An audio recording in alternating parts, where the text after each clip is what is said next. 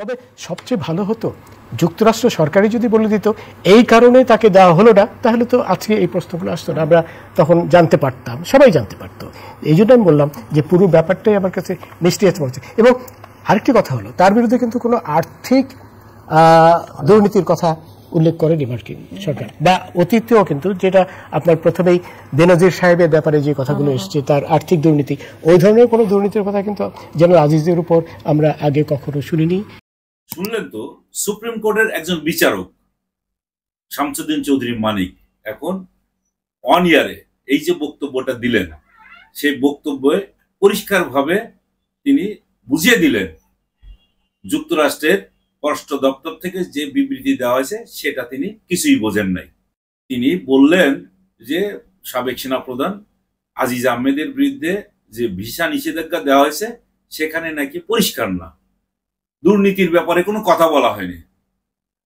এই লোকটা যখন এই পর্যায় থেকে অবসর নিয়ে এখন মানুষের কাছে জ্ঞান বিতরণ করেন, জ্ঞান যখন বিতরণ করেন তখন তো অন্তত পড়ে শুনে নিয়ে তারপর তো করবেন। যুক্তরাষ্ট্রের স্টেট ডিপার্টমেন্ট যে বিবৃতি দিয়েছে সেখানে পরিষ্কার শুরুই করেছে দুর্নীতিতে জড়িত থাকার অভিযোগে বাংলাদেশের সাবেক সেনাপ্রধান আজিজ আহমেদের বিরুদ্ধে ভিসা নিষেধাজ্ঞা দেওয়া হলো। একই সঙ্গে তার পরিবারের অন্যান্য সদস্যদেরকেও যুক্তরাষ্ট্রে প্রবেশে অযোগ্য ঘোষণা করা হলো। আর ওই আইনে কি বলা আছে সেটাও একটু পড়ে শোনাই, তাহলে বুঝতে পারবেন। যুক্তরাষ্ট্রের foreign operation and related programs অ্যাপ্রোপ্রিয়েশনস আইনের 7031 সি ধারাটি আর্থিক ব্যবস্থাপনা, বাজেট স্বচ্ছতা ও দুর্নীতি দমন নিয়ে। ধারাটির সি অংশে সরকারি দুর্নীতি ও মানবাধিকার বিষয়ে বলা হয়েছে। আইনের এই অংশে বলা হয়েছে প্রত্যক্ষ ও পরোক্ষভাবে উল্লেখযোগ্য দুর্নীতি অথবা মানবাধিকার লঙ্ঘনের ঘটনায় জড়িত অন্য দেশের কোন সরকারি কর্মকর্তার বিরুদ্ধে যদি মার্কিন পররাষ্ট্রমন্ত্রীর কাছে বিশ্বাসযোগ্য তথ্য থাকে তাহলে অভিযুক্ত সেই সরকারি কর্মকর্তা ও তাদের পরিবারের সদস্যরা যুক্তরাষ্ট্রে প্রবেশের অযোগ্য বলে বিবেচিত হবেন। এছাড়া মার্কিন পররাষ্ট্রমন্ত্রীর কাছে যদি বিশ্বাসযোগ্য তথ্য থাকে তাহলে তিনি প্রকাশ্যে অথবা ব্যক্তিগতভাবে অন্য দেশের সরকারি কর্মকর্তা ও তাদের পরিবারের সদস্যদের বিরুদ্ধে নিষেধাজ্ঞা দিতে পারেন। ম্যাথিউ মিলারের বিবৃতিতে সেটা স্পষ্ট করেই বলা হয়েছে, শুরুই করা হয়েছে দুর্নীতিতে জড়িত থাকার অভিযোগে বাংলাদেশের সাবেক সেনাপ্রধান জেনারেল অব আজিজ আহমেদের উপর নিষেধাজ্ঞা দিয়েছে যুক্তরাষ্ট্র। এইটা এত স্পষ্ট করে বলে দেওয়া হয়েছে যেখানে দুর্নীতির সুনির্দিষ্ট অভিযোগ দেওয়া হয়েছে। তারপরে তার ভাইদের যেখানে কাজে লাগানো হয়েছে, সেনাবাহিনীর বিভিন্ন কন্ট্রাক্ট পাইয়ে দেওয়ার জন্য তার ভাইদের যে কাজে লাগানো হয়েছে সেখানেও দুর্নীতি। তারপরে সরকারি নিয়োগে ঘুষ গ্রহণ করা হয়েছে, সেটাও ওই ম্যাথিউ মিলারের স্টেটমেন্টে আছে। সব কিন্তু একেবারে পরিষ্কার, আয়নার মতো স্বচ্ছ। তারপরও এই বিচারক বুঝতে পারেন নাই এবং জনগণকে একটা বিভ্রান্ত করার জন্য তিনি এইটা বক্তব্য ছেড়ে দিলেন।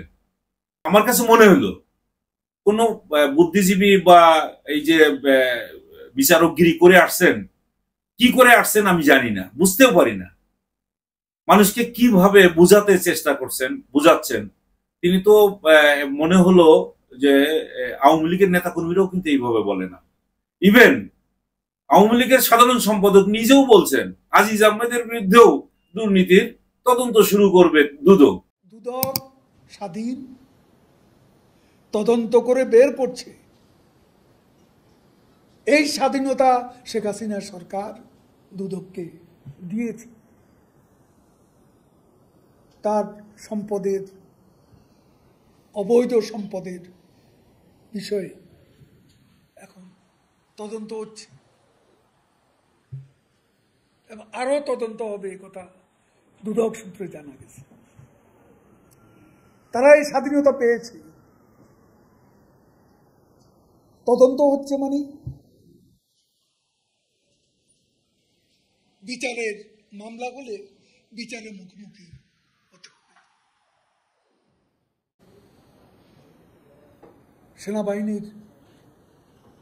সেনাবাহিনী প্রধান তিনিও যদি অপরাধী হন,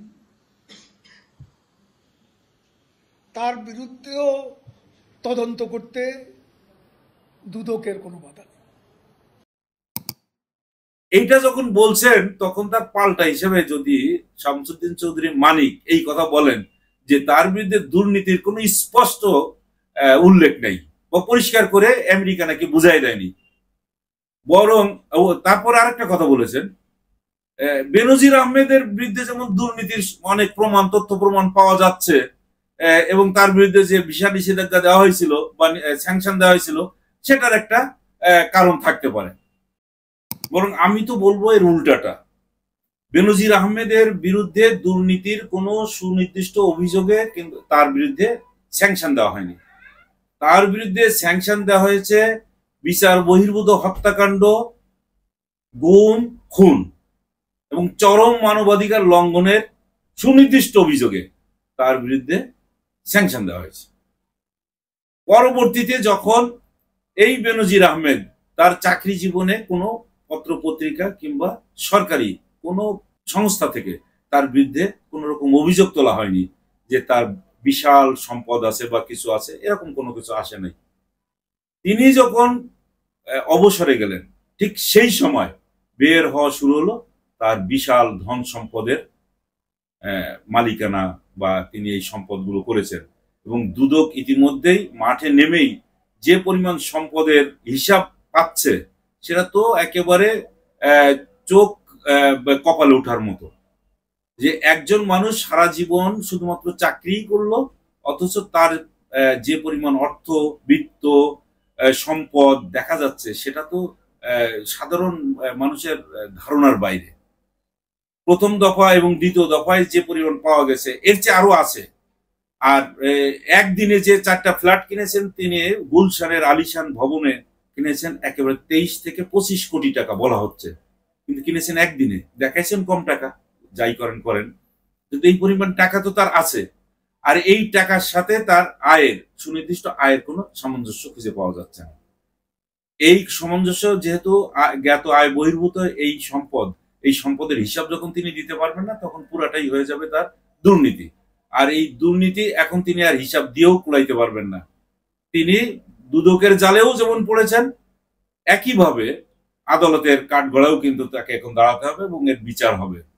জ্ঞাত আয় বহির্ভূত সম্পদ তিনি কোথায় পেলেন, এটা পাওয়ার একমাত্র উপায় বাংলাদেশ এবং ভারতে দুই জায়গায় দুইটা শব্দ খুবই আতঙ্কের।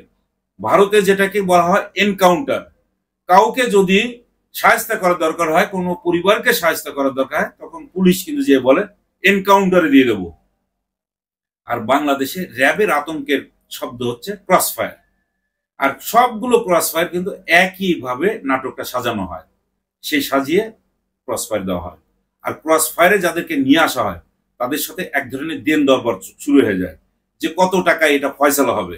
বেনজির সেই কাজটাই করতেন এবং বহু পরিবার এইভাবেই ধ্বংস হয়ে গেছে। আর তাদের কাছ থেকেই কিন্তু তিনি এই টাকাগুলো উদ্ধার করেছেন, নিয়েছেন। এটার ভুরি ভুরি মানে বিভিন্ন জায়গায় পাওয়া যাবে, তদন্তে বেরিয়ে আসবে। তার কারণ হলো তিনি এই টাকাটা কোথায় পেয়েছেন। তিনি তো কোনো জায়গা থেকে দুর্নীতি করেন নাই, টেন্ডারবাজি করেন নাই, চাঁদাবাজি করেন নাই, তাহলে কোন জায়গা থেকে করেছেন? এটা তিনি ফাঁদ পেতে পেতে এই টাকাগুলো পেয়েছেন। আর তিনি পাওয়ার অবশ্য অনেকগুলো যুক্তি আছে।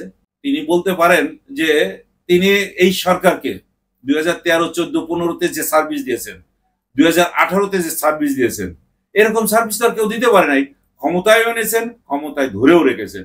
তাহলে ক্ষমতায় যখন আনেন এবং ধরে রাখেন তাহলে তো তিনি হয়ে যান এই যে সরকারের একটা প্যারালাল শক্তি।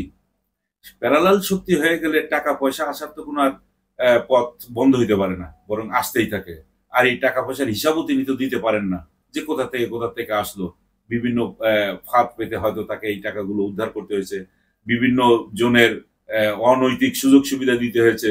সেই অনৈতিক সুযোগ সুবিধা দিয়ে তিনিও কিছু অনৈতিক সুযোগ সুবিধা নিয়েছেন। আর এইটার ব্যাপারে তো সরকার প্রধানও কিছু বলতে পারেন নাই, কেননা সে তো তাকেই ক্ষমতায় রেখেছে। এখন এসে বলা হচ্ছে যে তাকে একেবারে ছেড়ে দিয়েছেন, ছুঁড়ে ফেলে দিয়েছেন। তাকে ব্যবহার করার যতটুকু তিনি ব্যবহার করে ফেলেছেন, এখন একেবারে এই যে আমের আটির মতো ভাগাড়ে ফেলে দিচ্ছেন। তার আর উদ্ধার করার কোনো সুযোগ নেই। ঠিক এই রকম ভাবেই দেখা যাচ্ছে যে আরো একজন দুদকের জালে জড়াতে যাচ্ছেন, যে কথাটা আওয়ামী লীগের সাধারণ সম্পাদক সেতু মন্ত্রী ওবায়দুল কাদের খুব পরিষ্কার করে বলে দিয়েছেন। দুদক স্বাধীন সংস্থা, এই স্বাধীন সংস্থা এখন বেনজির আহমেদের বিরুদ্ধে যেভাবে তদন্ত করছে, একইভাবে সাবেক সেনাপ্রধান আজিজ আহমেদের বিরুদ্ধেও তদন্ত করবে। তার যদি এরকম অনৈতিক সম্পদ থেকে থাকে, দুর্নীতির মাধ্যমে যদি সে কোনো কিছু টাকা পয়সা ইনকাম করে থাকে, তাহলে সেটা জবাবদিহি সেই করবে, সেটা তার ব্যক্তিগত ব্যাপার। এই কথাগুলো বলে ফেলেছেন। কিন্তু আজিজ আহমেদ ব্যক্তিগত ব্যাপারে কিন্তু একটা বাহিনীর প্রধান হিসেবে ছিলেন না, একটা বাহিনীকে লিড দিয়েছেন।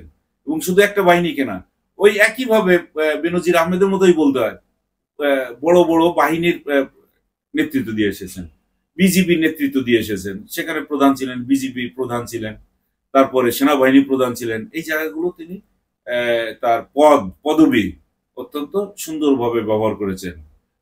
প্রভাব খাটিয়ে নিজের ভাইদেরকে রাষ্ট্রপতির ক্ষমা প্রার্থনা করিয়ে আনতে পেরেছেন। এবং এইটা করতে যে রাষ্ট্রের সব অর্গানকে কাজে লেগেছেন, স্বরাষ্ট্র মন্ত্রণালয়, প্রধানমন্ত্রীর কার্যালয় এবং রাষ্ট্রপতির কার্যালয়, এগুলো তো ব্যবহার করেছেন। আর এগুলোর সাথে তো শুধুমাত্র ব্যক্তি আজিজ জড়িত না, তিনি সেনাবাহিনীর প্রধান ছিলেন বলেই এই কাজগুলো করাতে পেরেছিলেন। আর এর সঙ্গে এই যে মেশিনারিজ, রাষ্ট্রীয় মেশিনারিজ, সবগুলো কাজ দিয়েছে, কাজ করেছে। কাউকে ছুঁড়ে ফেলে দিলেই যে ছুঁড়ে ফেলা যায় তা কিন্তু না।